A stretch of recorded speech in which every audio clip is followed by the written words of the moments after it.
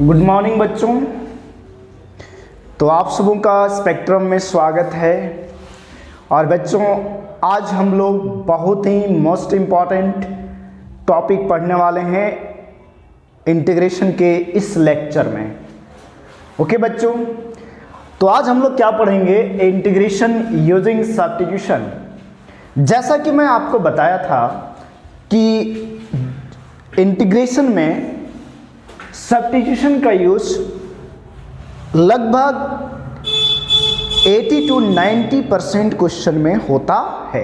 80 to 90% question में यानी बच्चों सबसे इंपॉर्टेंट अगर पूरी इंटीग्रेशन इंडेफिनिट इंटीग्रेशन में है तो वह है इंटीग्रेशन यूजिंग सब्स्टिट्यूशन। सब्स्टिट्यूशन तो आपको करना ही पड़ेगा।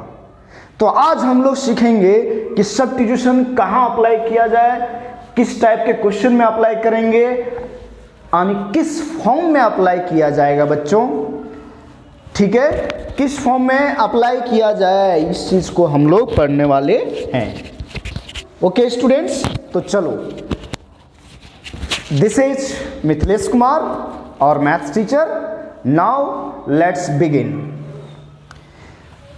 तो बच्चों देखो, सबसे पहला पॉइंट, अगर कोई फंक्शन है f(x), अब इसके ऊपर कोई भी पावर रहे doesn't matter, power n, multiply में f(x) रहे, देखो इस फॉर्म में कि फंक्शन है और इसका डेरिवेटिव है, फंक्शन है और इसका डेरिवेटिव है।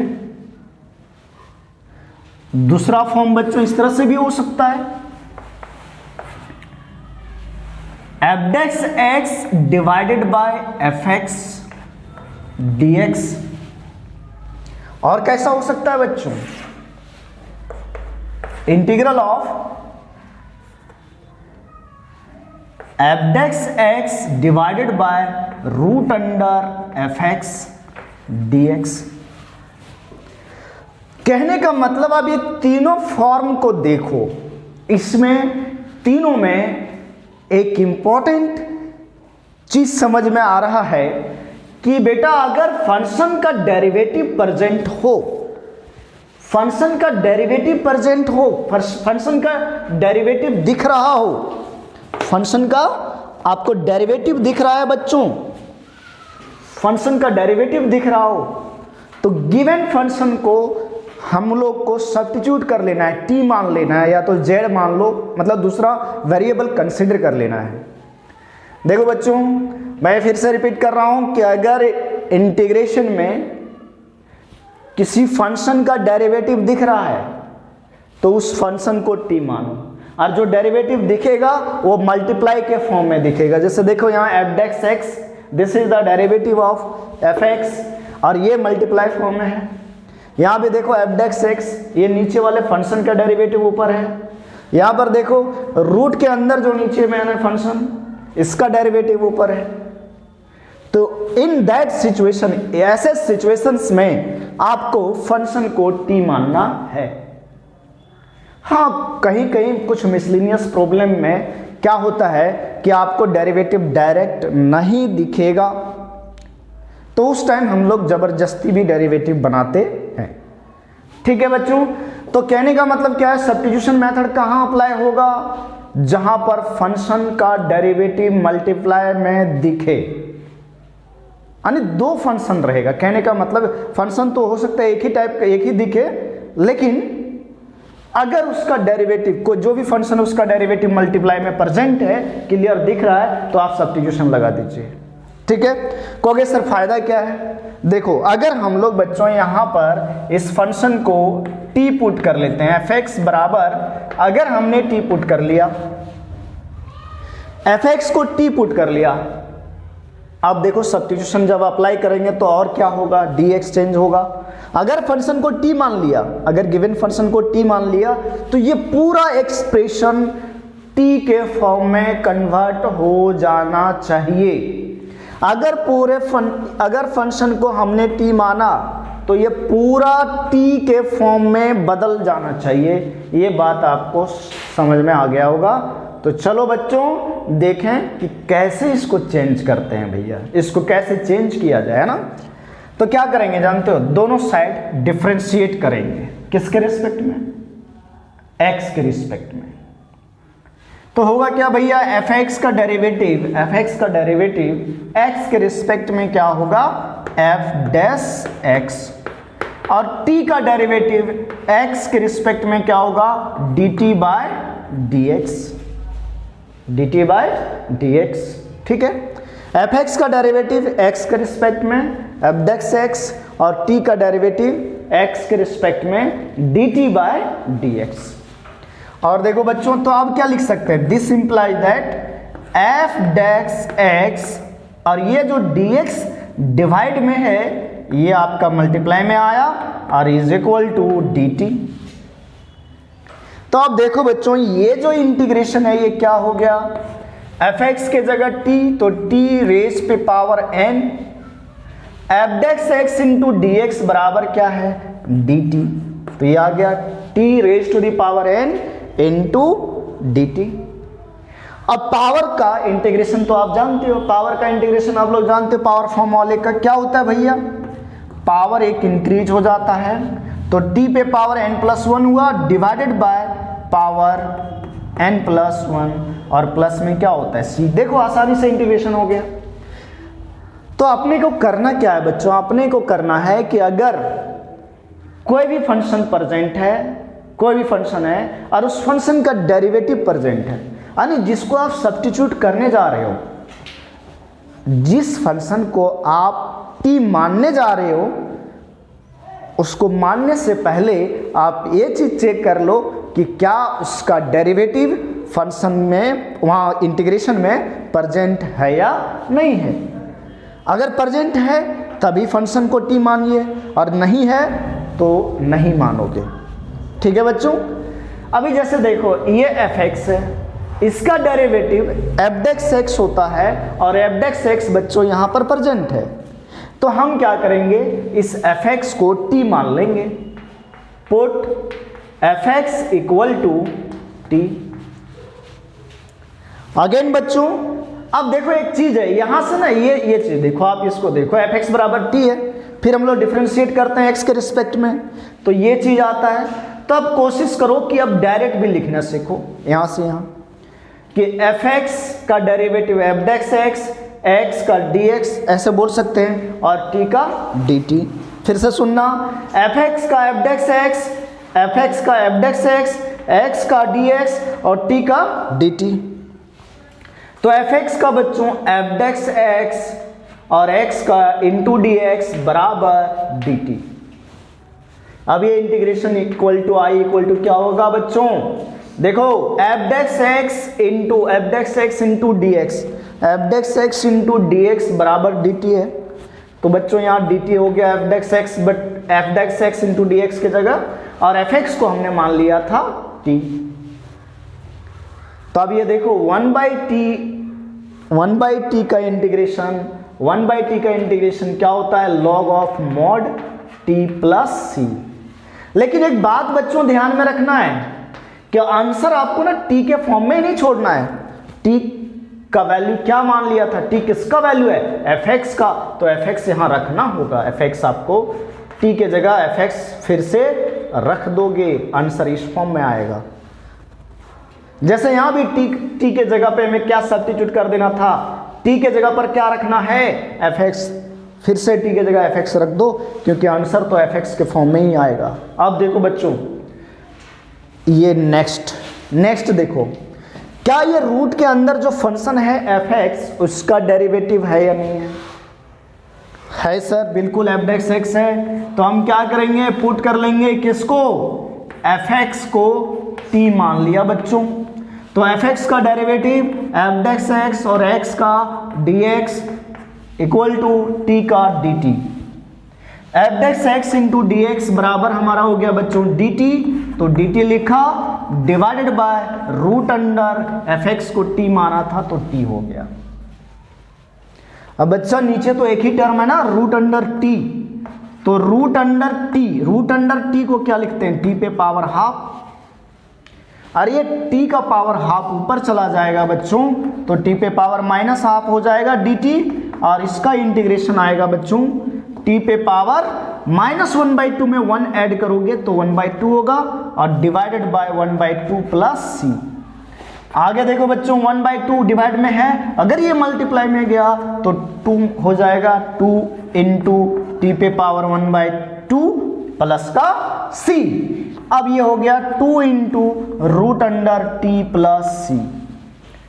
और अगेन बच्चों आपको t के जगह क्या रख देना है, fx। t के जगह क्या रख देना है, fx। तो what is the conclusion in substitution? Conclusion क्या निकला? कंक्लूजन ये आया कि जिस फंक्शन को हम लोग t सब्स्टिट्यूट करेंगे उसका डेरिवेटिव वहां पर प्रेजेंट होना चाहिए। दूसरी पॉइंट आप एक चीज और ध्यान में रखना कि बच्चों जब कभी भी आपको कंपोजिट फंक्शन दिखे, कंपोजिट फंक्शन आप लोग जानते होंगे, मैं ये तो समझ रहा हूँ कि आप फंक्शन जानते हो, है ना, मैंने पढ़ाया भी है, जो बच्चे हमारे इंस्टीट्यूट में पढ़ रहे हैं उसको पता है, ठीक है। तो बच्चों क्या है कि अगर कंपोजिट फंक्शन रहे, मतलब एक फंक्शन के अंदर दूसरा फंक्शन रहे, यानी जैसे देखो फॉर एग्जाम्पल fx के अंदर कोई दूसरा फंक्शन है gx, इसको बच्चों कंपोजिट फंक्शन बोलते हैं। तो आपको ये चीज जानना है कि अंदर वाले को तो t मानना ही पड़ेगा, t सब्स्टिट्यूट करना ही है। अगर एक फंक्शन के अंदर दूसरा है तो अंदर वाले को बच्चों t हमेशा मानना होगा। अगर t में कन्वर्ट नहीं करते हो मतलब एक कंपोजिट फंक्शन हो गया ना, तो कंपोजिशन को हटाना पड़ेगा, कंपोजिशन को रिमूव करना पड़ेगा। अगर कोई कंपोजिट फंक्शन है तो अंदर वाले फंक्शन को t माना करो आप। ये कैसा मतलब एक क्लू है इंटीग्रेशन सब्स्टिट्यूशन इंटीग्रेशन सॉल्व करने का, एक टेक्निक है। मतलब कहाँ सब्स्टिट्यूशन अप्लाई कर रहे हैं, एक तो मैंने बताया कि डेरिवेटिव उसका प्रेजेंट होना चाहिए। दूसरा चीज क्या है कि अगर फंक्शन के अंदर फंक्शन है तो अंदर वाले फंक्शन को t मानो, लेकिन कंडीशन वही है t तभी मानना कि इसका डेरिवेटिव साथ में होना चाहिए बाहर मल्टीप्लाई में। अगर हम इसको t मान रहे हैं तो इसका डेरिवेटिव प्रेजेंट होना चाहिए, ये तो नेसेसरी है। पहला कंडीशन तो नेसेसरी है कि उस फंक्शन को t माने जिसका डेरिवेटिव प्रेजेंट हो। हाँ ये तो मतलब इंपॉर्टेंट चीज है, कॉन्सेप्ट ही यही है इसका सब्स्टिट्यूशन अप्लाई करने का। लेकिन मैं एक फिर से टेक्निक बता दे रहा हूं कि भैया अगर फंक्शन के अंदर फंक्शन है ना तो अंदर वाले फंक्शन को t मान लो, t मान के देखो, उसका डेरिवेटिव तुम्हें आसपास में मिलेगा। 99% चांस है आपको मिलेगा, और अगर नहीं मिल रहा है तो आपको बनाना पड़ेगा डेरिवेटिव। चलो और बढ़िया हम लोग क्वेश्चन से सॉल्व करते हैं बच्चों, तो इसको आप नोट कर लो, ठीक है। देखो बच्चों दो इंपॉर्टेंट बातें हैं कि f(x) बटे fx है। तो अभी आप लोगों ने देखा इसका रिजल्ट क्या आया था, आंसर क्या आया था। इसको ना आपको डायरेक्ट याद रखना है कि अगर नीचे का डेरिवेटिव ऊपर है, अगर नीचे का डेरिवेटिव ऊपर है तो इसका इंटीग्रल होता है log ऑफ नीचे, मतलब log of fx plus c। अगर बेटा नीचे का डेरिवेटिव ऊपर है तो इसका इंटीग्रल क्या होता है, नीचे का डेरिवेटिव अगर डायरेक्ट ऊपर दिख रहा है आपको तो डायरेक्ट लिखो log ऑफ डिनोमिनेटर। अगर डिनोमिनेटर का डेरिवेटिव न्यूमरेटर में है तो भैया इस इंटीग्रल का डायरेक्ट आंसर लिखा करो log ऑफ fx। fx मतलब जो भी नीचे है, ये आपको बहुत काम देगा। वैसे आप तो fx को t मान के सॉल्व कर सकते हो, लेकिन आगे जैसे जैसे इंटीग्रेशन आगे में हम लोग बढ़ते जाएंगे, कॉम्प्लिकेटेड लेंथी इंटीग्रेशन आएगा तो वहां बीच में ऐसा एक्सप्रेशन अगर डायरेक्ट आ गया तो अगर आप t मानोगे तो 2-4 स्टेप और बढ़ जाएगा। लेकिन कोई जरूरी नहीं है t मानना।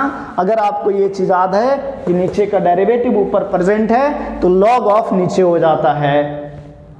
दूसरी बात बच्चों एक पॉइंट और इसी में याद रखना है कि f(x) बटे रूट अंडर fx रहे तो भैया ये 2 into root under fx plus c होता है। ये भी डायरेक्ट याद रखो।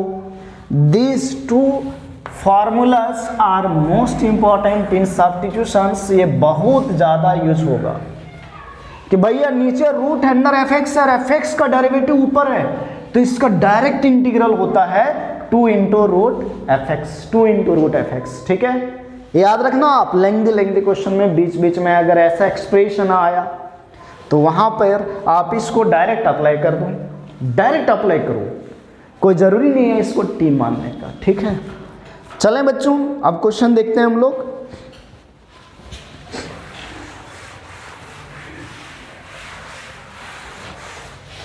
जैसे स्टूडेंट, अगर मान लीजिए हमें क्वेश्चन मिला कि dx by x into log x का इंटीग्रेशन करना है,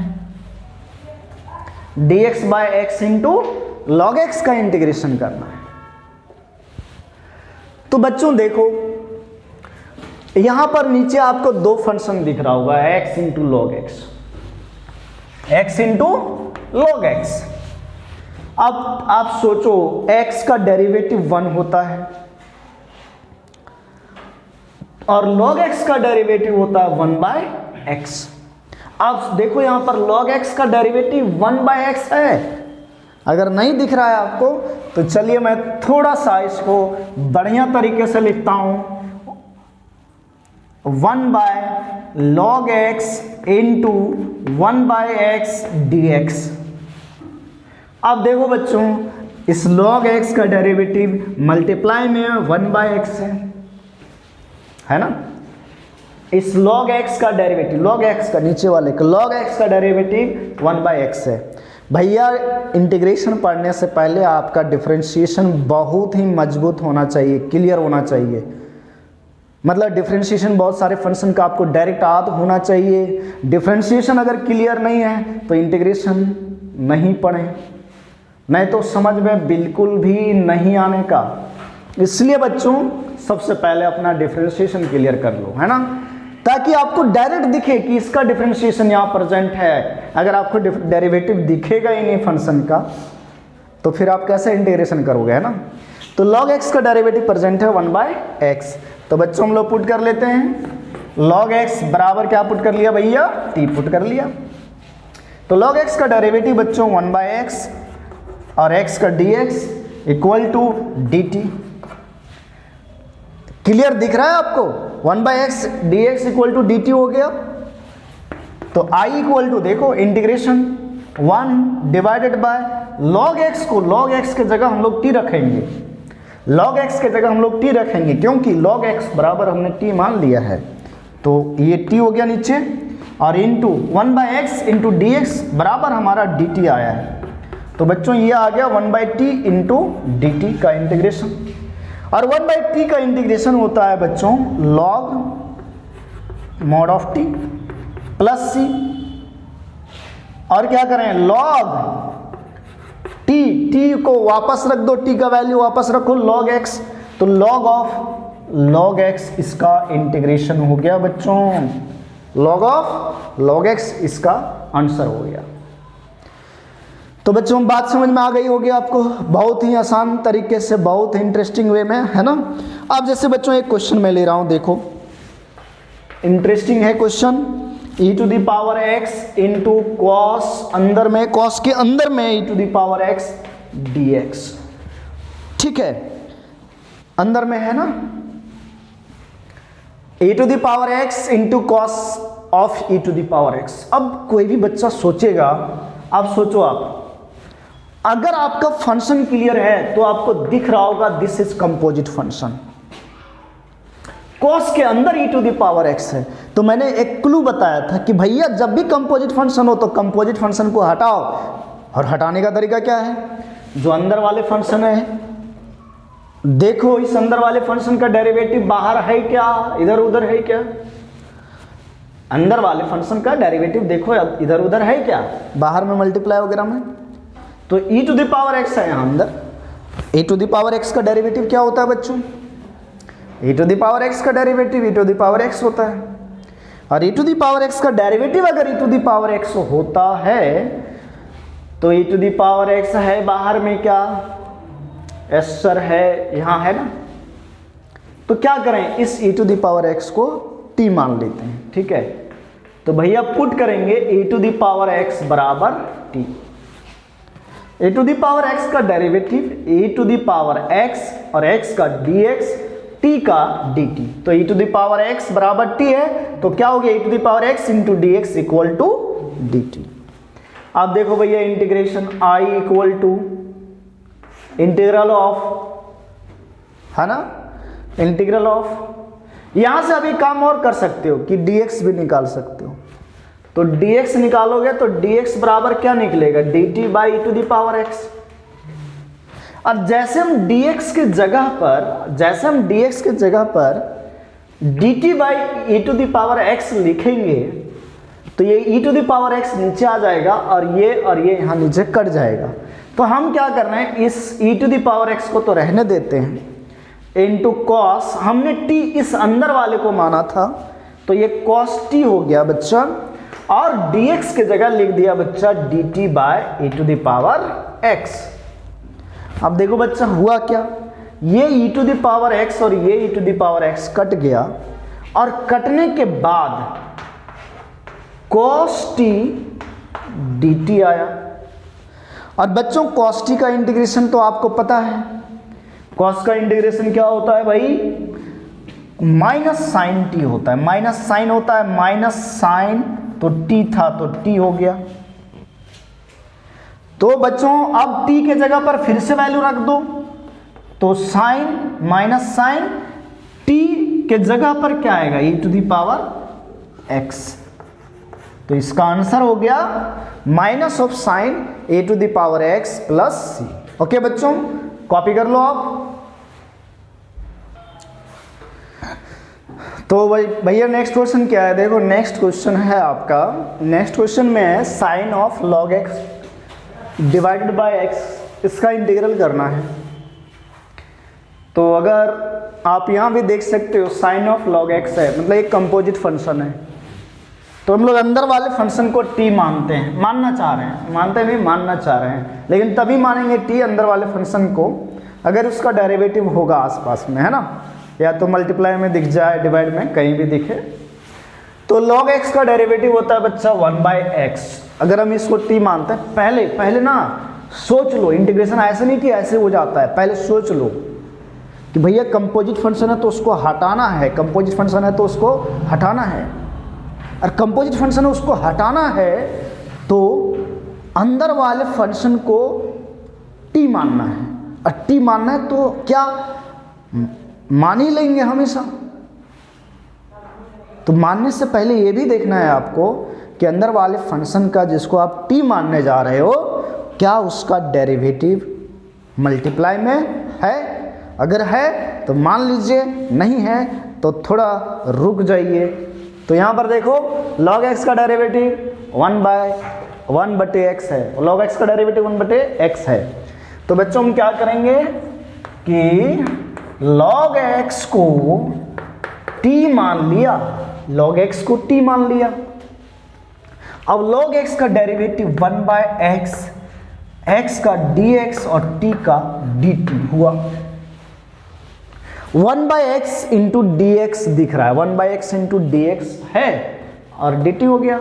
तो अब बच्चा ये इंटीग्रल जो होगा, साइन log x को t ले लिया तो साइन t, और dx बाय x को लिख दिया dt, बस फॉर्मूला में आ गया।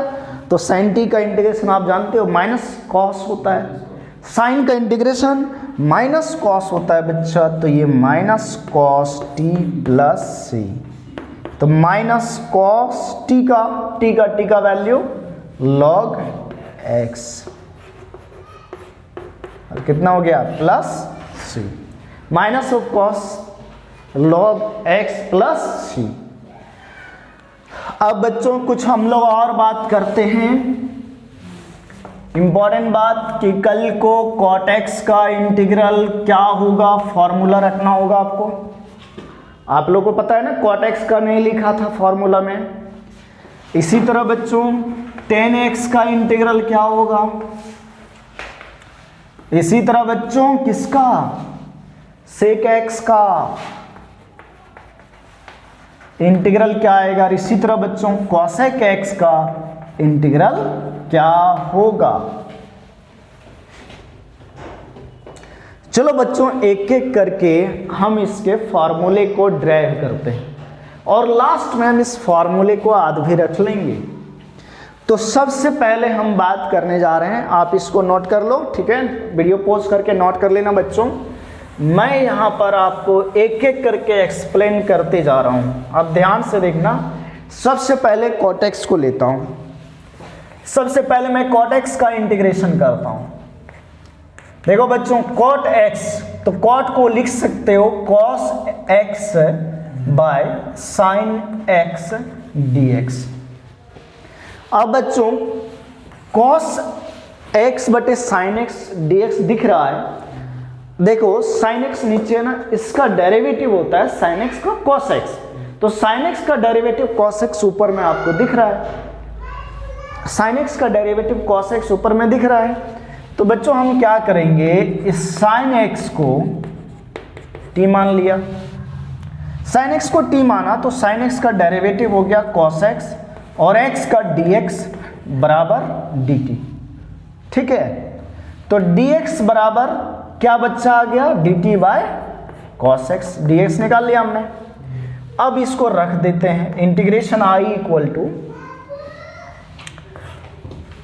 ये i मान लिया था ना, तो cos को तो हम लोग नहीं कुछ करेंगे क्योंकि sin x को हमने t माना है, तो sin x के जगह पर t रखेंगे, ठीक है।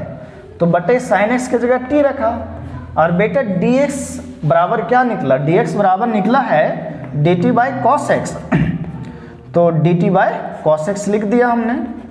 तो बच्चा ये cos x न्यूमरेटर और डिनोमिनेटर से कैंसिल हो गया और कैंसिल होने के बाद क्या आ गया, 1/t dt। और बच्चों 1/t का इंटीग्रेशन, 1/t का इंटीग्रेशन होता है log t, log of mod t। अब देखो इसका 1/t का integration log of mod t, यानी log ऑफ t का वैल्यू रखोगे ना, तो t के जगह क्या रखोगे भैया, sin x रखोगे, तो ये mod of sin x plus c आया, log of mod of sin x plus c आया। आगे इसका एक फॉर्मूला और लिख सकते हैं, जैसे sin को हम लिख सकते हैं 1/cos, sin को लिख सकते हैं 1/cos x, सॉरी sin को लिख सकते हैं 1/cos x। और जब ये cos x ऊपर जाएगा, देखो आप sin को लिख सकते हैं ऐसे भी 1/cos x लिख सकते हैं प्लस c। अब देखो आगे log ऑफ cos x पे पावर -1 इस तरह से लिख सकते हैं। और ये -1 जब मल्टीप्लाई में आएगा तो यहां से minus of log cos x हो जाएगा और प्लस c। तो cot x का जो इंटीग्रल आया, cot x का जो इंटीग्रल आया वो दो आंसर आया, दो तरीके से दो रिजल्ट आया, एक ये आया और एक ये आया। तो बच्चों हम लिख देते हैं, आपको फाइनली इसको याद रखना है, रिमेंबर करो, है ना, कि cot x का जो इंटीग्रेशन होगा वो log mod of sin x plus c, otherwise minus of log cos x plus c, ये चीज। कोई दिक्कत बच्चों? अगेन वीडियो पॉज करके आप इसको लिख लेना, मैं थोड़ा सा हट जा रहा हूं, देखो लिख लो बढ़िया से वीडियो पॉज करके। ओके, अब मैं कर रहा हूं 10x को। अब किसको? 10x का। एकदम सिमिलर तरीके से 10x का भी होगा बच्चों।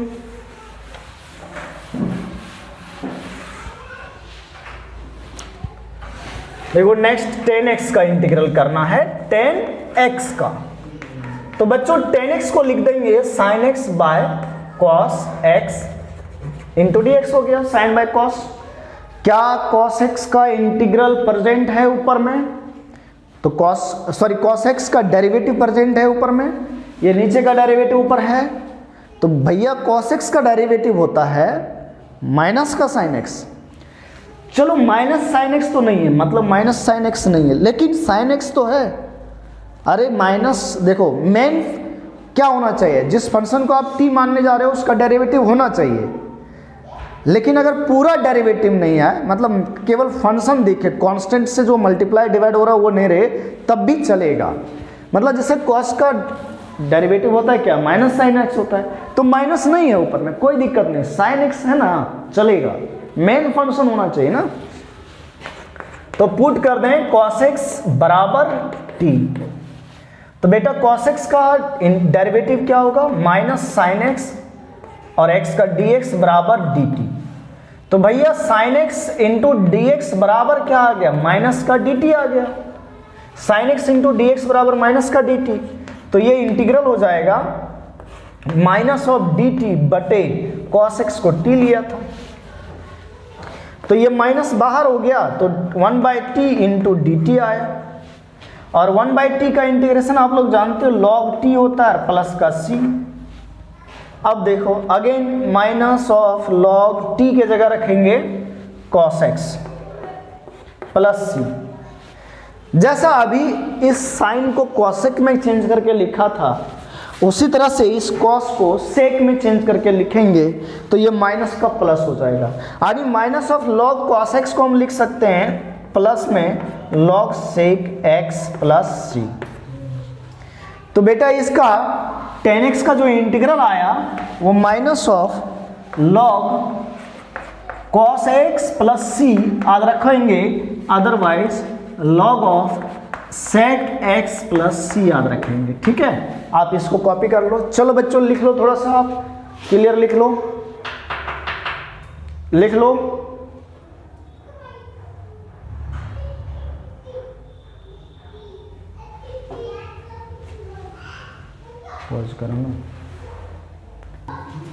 नेक्स्ट है बच्चों आपका sec x का sec x dx। थोड़ा सा इसमें हम लोग को अपने से काम करना होगा। मैं एक काम कर रहा हूं, क्या कर रहा हूं भैया कि sec x plus tan x से मल्टीप्लाई और डिवाइड कर दे रहे हैं। आप बोलोगे बेटा कि ये कहां से हुआ सर, तो बच्चों मैं बताया था कि हमेशा डेरिवेटिव नहीं दिखेगा, कभी कभी हम लोगों को अपने से बनाना भी पड़ता है ना। तो sec x का जो फॉर्मूला उसको ड्राइव करने के लिए हमने क्या किया, sec x plus tan x से मल्टीप्लाई और डिवाइड भी कर दिया। अब देखो बच्चों sec x plus tan x का ना डेरिवेटिव ऊपर में है। कोई कैसे सर बताओ, sec x plus tan x का डेरिवेटिव कैसे है, तो आप देखो बच्चों ऐसे है, इसको t मान लिया है ना। देखना अभी मैं इसका डिफरेंशिएशन करूंगा ना तो ऊपर वाला आ जाएगा। तो इसको t माना तो sec x का डेरिवेटिव हो गया sec x into tan x। आप जानते हो sec x का डेरिवेटिव हो गया sec x into tan x, और tan x का हो गया, tan x का होता है sec स्क्वायर x। तो देखो आप ऊपर में यही चीज आपको दिख रहा होगा कि sec x into tan x plus sec square x, sec square x sec into sec sec square x और plus sec x into tan x। तो अब इस पूरे के जगह पर हम dt लिखेंगे और नीचे वाले को t लिख देंगे, तो I बराबर हो जाएगा dt बाय t। तो बच्चों ये आ जाएगा इंटीग्रल में। इसका आंसर क्या होता है, 1/t का इंटीग्रल क्या होता है, 1/t का इंटीग्रल होता है सर log t और प्लस का c। तो I इक्वल टू log, अच्छा t का वैल्यू तो रखेंगे, t का वैल्यू कितना है sec x plus tan x, sec x plus tan x plus c। अब बच्चों अगर आप इसको केवल tan में चेंज करते हो, अगर आप इसको केवल tan में चेंज करते हो तो ये जो है, ये जो एक्सप्रेशन है ये कन्वर्ट होकर के आ जाता है tan π/4 प्लस x/2 में। कौन सा expression, sec x plus tan x equal to होता है tan π/4 प्लस x/2। ठीक है, क्या होता है बच्चों, tan π/4 प्लस x/2। तो यहां पर इसका इंटीग्रल जो होगा वो log tan π/4 प्लस x/2 भी हो जाएगा।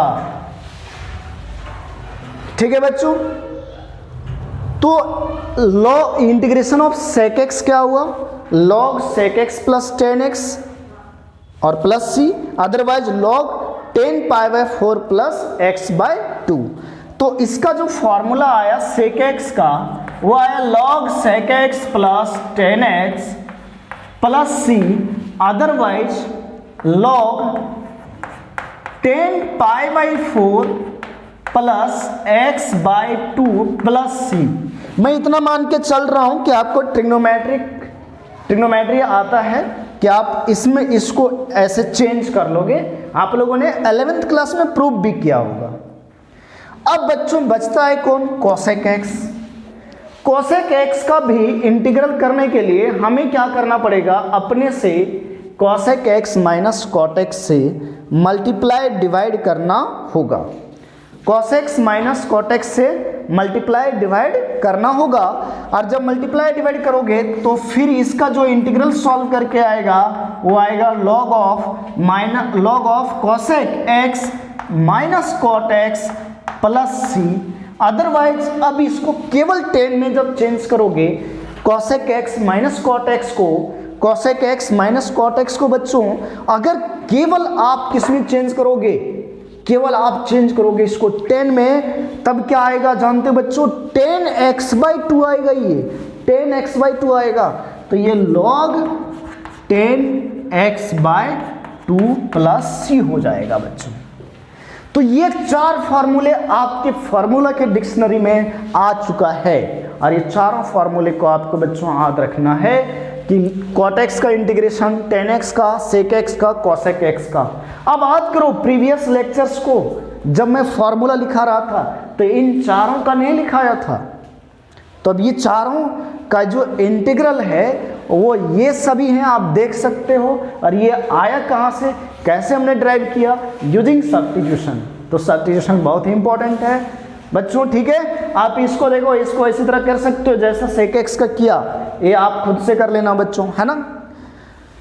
तो आज हम लोगों ने बहुत ही इंपॉर्टेंट टॉपिक पढ़ा, इंटीग्रेशन यूजिंग सब्स्टिट्यूशन। और केवल आज हम लोग कॉन्सेप्ट पढ़े हैं, किसका?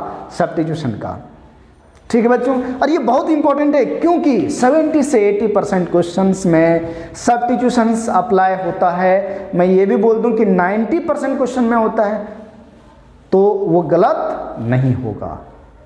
तो बच्चों अगर आप लोग ऑफलाइन क्लास भी हमारा ज्वाइन करना चाहते हैं तो स्पेक्ट्रम करियर इंस्टीट्यूट गिरिडीह में आप ज्वाइन कर सकते हैं। जो बच्चे हमारे गिरिडीह डिस्ट्रिक्ट के हैं या जो बच्चे गिरिडीह में रह रहे हैं, मैं उनसे रिक्वेस्ट करूंगा कि अगर आपको बेहतर रिजल्ट करना है, चाहे वो IIT JEE में हो, बोर्ड्स एग्ज़ाम में हो, तो आप ज़रूर स्पेक्ट्रम ज्वाइन करें। ओके बच्चों, चलो आज के लेक्चर के लिए यहीं पर, थैंक यू, धन्यवाद।